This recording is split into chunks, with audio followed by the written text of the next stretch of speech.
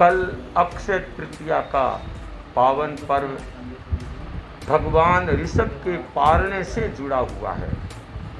भगवान ऋषभ जैन धर्म के प्रथम मुनि, प्रथम तीर्थंकर कहलाए। मुझे बहुत गौरव है कि केवल जैन धर्म में नहीं, अन्य ग्रंथों में भी भगवान ऋषभ की गौरव गाथा गाई गई है।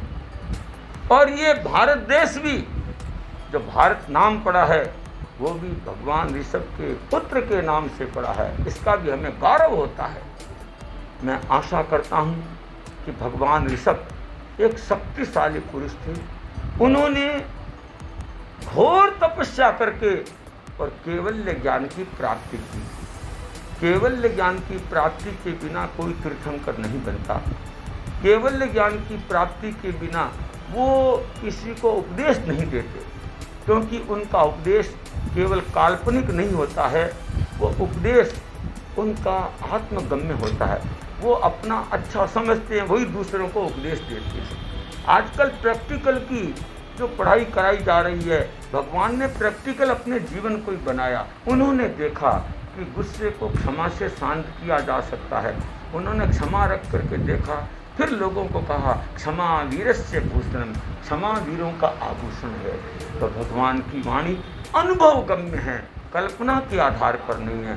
कल्पना कभी मिथ्या भी हो सकती है, अनुभव कभी मिथ्या नहीं होता। अनुभव में सच्चाई होती है।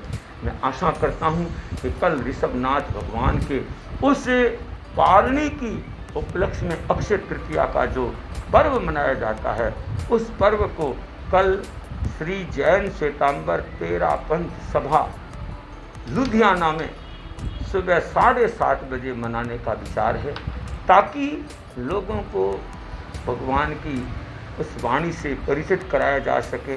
भगवान ने जो दिव्य संदेश दिया जन जन के लिए, उन्होंने मुनि बनने से पूर्व जब वो राजा थे, तब देखा कि राज्य के अंदर में विषमताएं बढ़ रही है। उस विषमता को मिटाने के लिए उन्होंने जो उपदेश दिया, उस उपदेश में 3 बिंदु वो है असी, मसी और कृषि।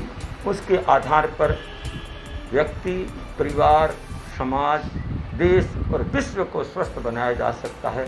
मैं आशा करता हूँ कि कल ये अक्षय तृतीया का जो पावन पर्व है, इस पर्व पर हमें बहुत गर्व है।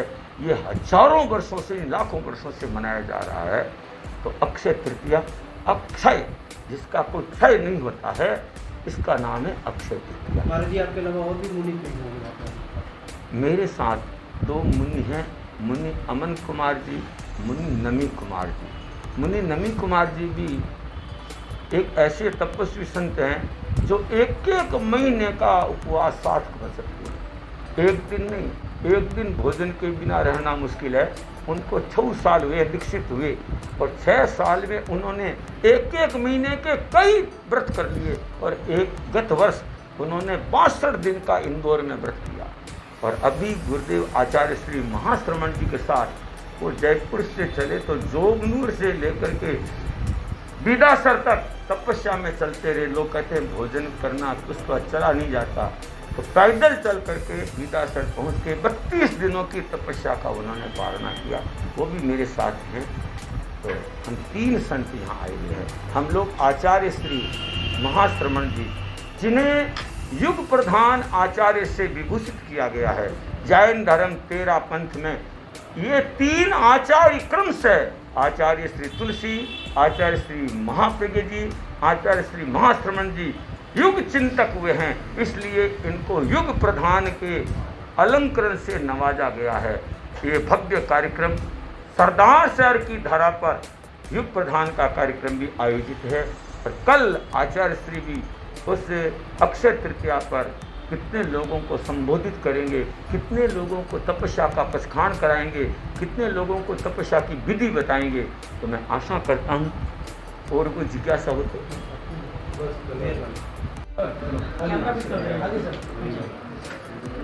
कमल नौलखा, अध्यक्ष श्री जैन श्वेतांबर 13 पंथ सभा लुधियाना। बड़ा ही हर्ष का विषय है, आज लुधियाना के अंदर मुनि श्री कमल कुमार जी, जिनका 43वां वर्षी तप चल रहा है। वर्षी तप मीन्स एक वर्ष में एक दिन खाना और एक दिन नहीं खाना, जो कि 43rd वर्षी तप है।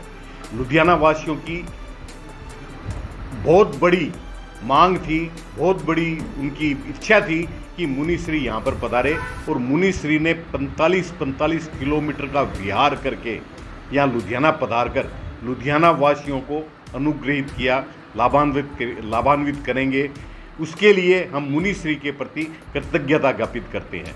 कल का प्रोग्राम, अक्षय तृतीया का प्रोग्राम, मुनिश्री कमल कुमार जी थाना 3 के सानिध्य में आचार्य श्री तुलसी कल्याण केंद्र तेरापंथी ट्रस्ट भवन, इकबालगंज रोड पर सुबह ठीक 7:30 बजे से लेके 9:30 बजे तक भव्य तरीके से अक्षय तृतीया के रूप में मनाया जाएगा, जिसमें काफ़ी सदस्य इसमें पारने भी करेंगे।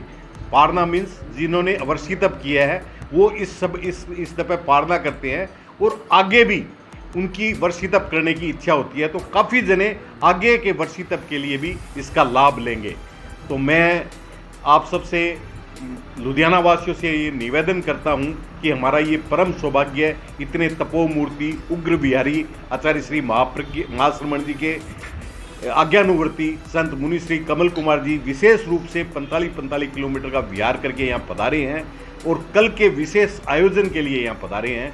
तो मैं पूरे लुधियाना वासियों से आग्रह करता हूँ, निवेदन करता हूँ कि कल ठीक 7:30 बजे आचार्य श्री तुलसी कल्याण केंद्र ट्रस्ट भवन, इकबालगंज रोड पे पधारें और मुनिश्री के प्रवचन का 2 घंटे के इस कार्यक्रम का, भव्य कार्यक्रम का आनंद लें, और जानें और समझें कि यह अक्षय तृतीया क्या होती है, और त्याग और तप में अपने जीवन में भी उतारें। इस मुनिश्री कमल कुमार जी का चातुर्मास पंजाब में ही है, पंजाब में सुनाम क्षेत्र में इनका चातुर्मास है। लुधियाना में भी साध्वी प्रतिभा श्री जी का चातुर्मास है। साध्वी प्रतिभा श्री जी भी जुलाई महीने में के अंदर पधार जाएंगे, तो उन सब का, साधु साधियों का भी हम लोग पूरे तन्मयता से लाभ लेंगे। इसी आशा और विश्वास के साथ बहुत बहुत धन्यवाद। प्रॉपर्टी बेचने और खरीदने के लिए संपर्क करें फेयर डील प्रॉपर्टीज।